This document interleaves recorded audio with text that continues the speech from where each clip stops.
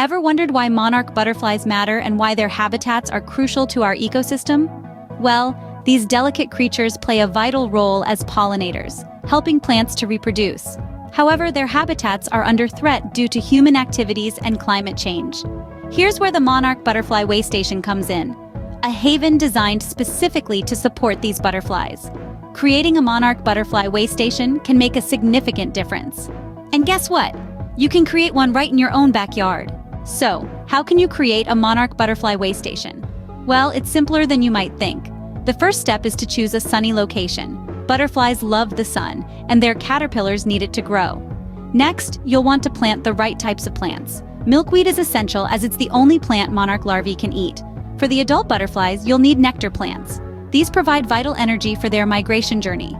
But a waystation isn't just about food. Butterflies also need water. Consider adding a small dish filled with pebbles and water or a damp sponge. This will give them a place to drink without getting their wings wet. Lastly, don't forget the importance of shelter. Shrubs or trees can offer protection from predators and harsh weather. And remember, maintaining your waystation is key to its success.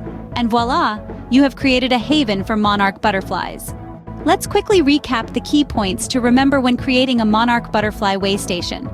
First, choose a sunny location that's sheltered from wind. Next, select the right plants. Milkweed for caterpillars and nectar plants for adult butterflies. Don't forget to provide water and shelter, which are vital for their survival. These elements combined create an ideal habitat that attracts monarch butterflies.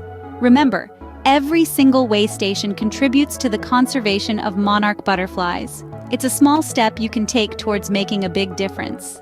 Like, subscribe, conserve monarchs. Until next time, happy gardening.